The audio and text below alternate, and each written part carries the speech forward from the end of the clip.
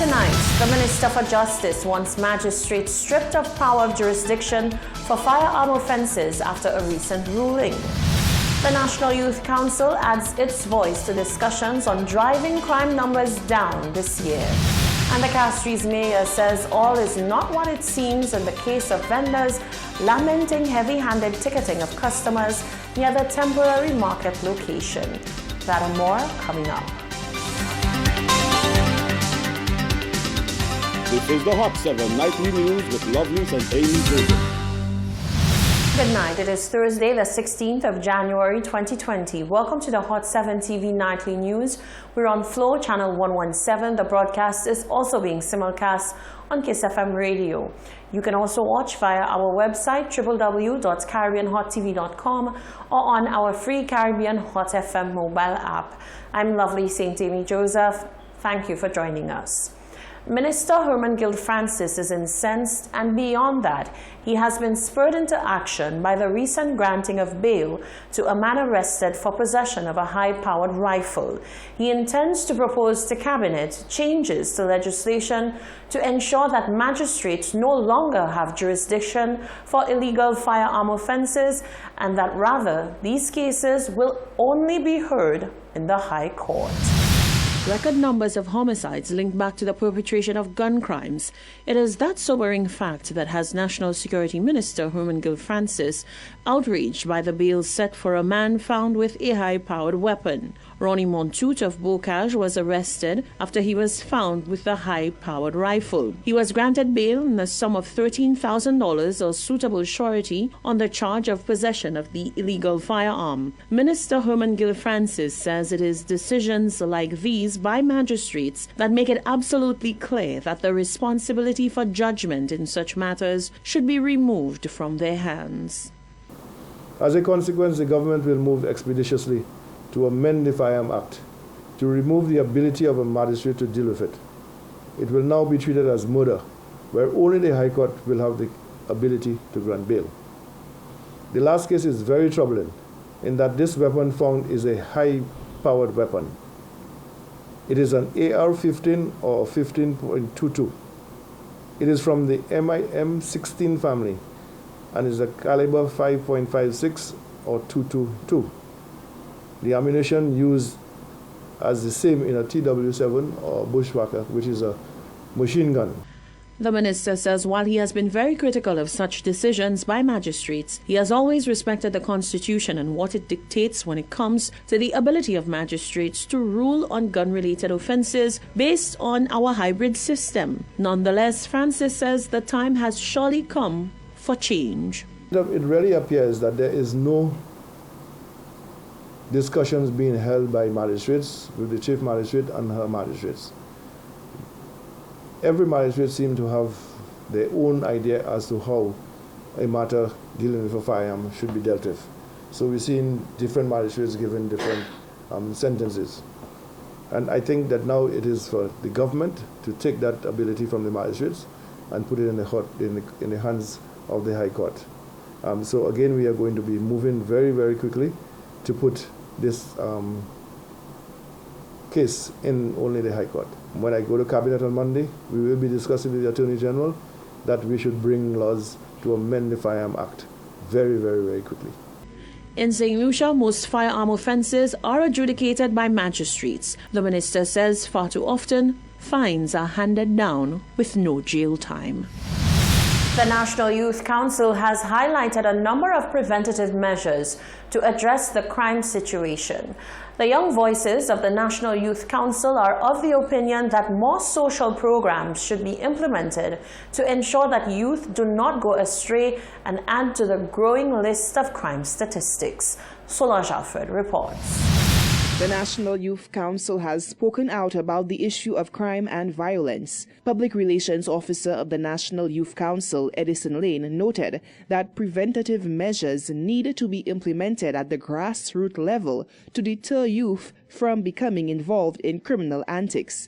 He highlighted the importance of these preventative measures to promote socialization skills in youth. We see the need for a lot more preventative measures as it pertains to our socialization, where young people really need to be brought up in an environment where they can begin to learn values, and this can be done through civil programs, this can be done through programs where young people are uplifted, and this is a much more structured approach. Lane said in order to curb crime, key institutions needed to play a major role in aiding in this preventative approach. We need to bring along the institutions who have been integral in the process of shifting our perspective from reactive measures to preventative measures.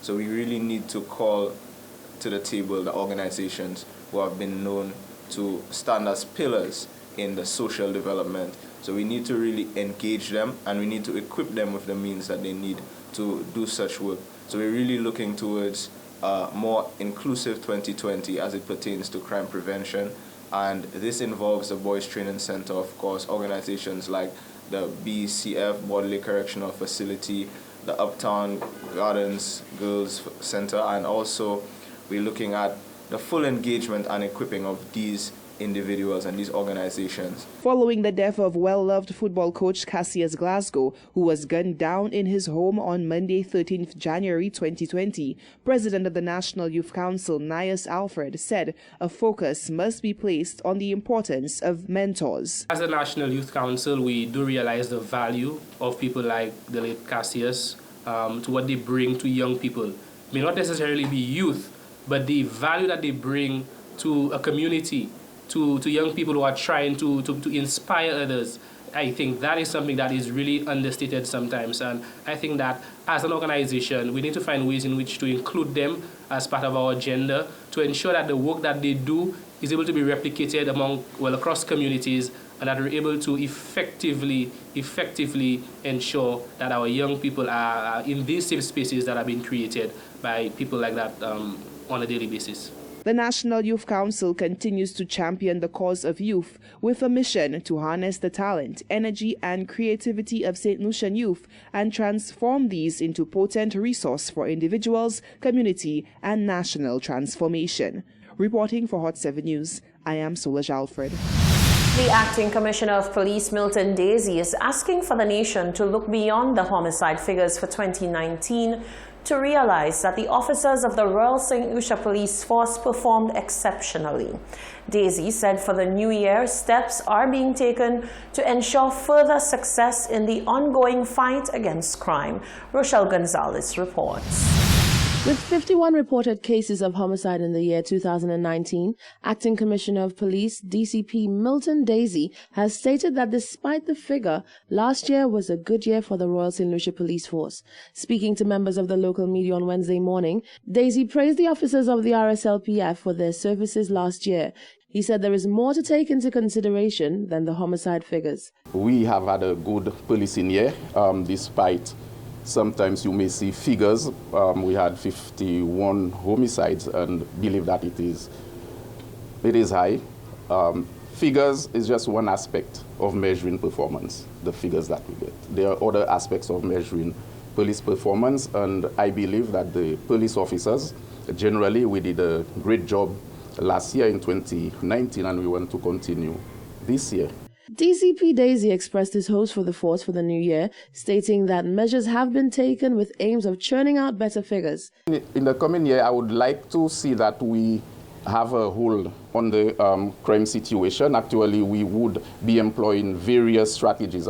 Actually, as you know, you may have a strategy, it doesn't work, we don't keep it, we have to drop it and then move into new strategies. Actually, I've spoken to the executive, my executive, and then we are hoping to move into this direction, and we are hoping that 2020 would be a better policing year in terms of figures. DCP Daisy confirmed that this year there is going to be a restructuring of the RSLPF. Reporting for Hot 7 News, I'm Rochelle Gonzalez.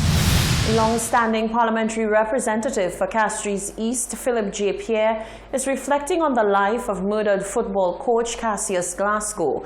Pierre says a pillar of society has been taken away too soon, and the youth with whom he dedicated his time to have lost an exceptional mentor.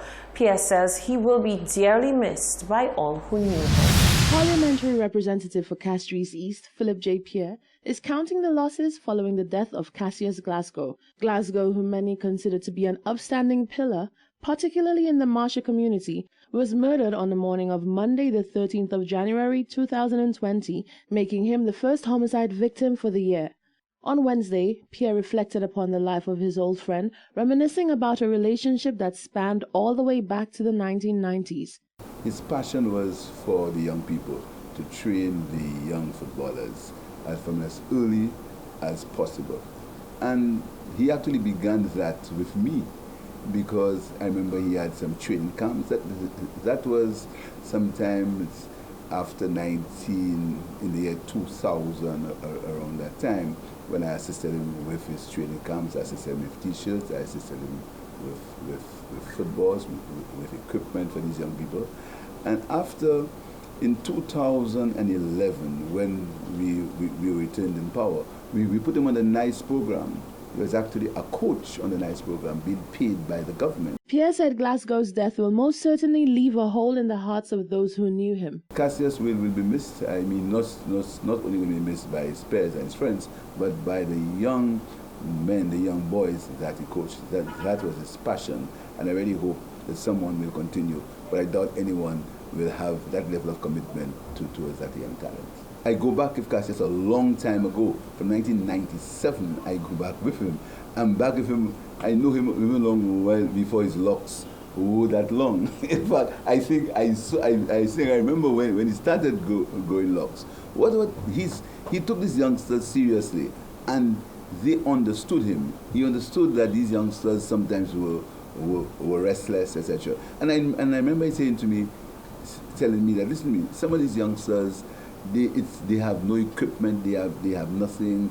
Sometimes he thought that they even needed a better form of nutrition, and we worked on that. But it's a pity, as I said, that he's gone. The Castries East MP said although people are notably sad over Glasgow's passing, he hopes that there is no retaliatory action taken on his behalf. Reporting for Hot 7 News, I'm Rochelle Gonzalez. This is the Hot 7 TV Nightly News. Still to come, the Castries mayor says all is not what it seems in the case of vendors lamenting heavy-handed ticketing of their customers in front of the temporary market location. An award-winning police officer donates her prize money to help children undertake further schooling. And Independence 41 is officially launched.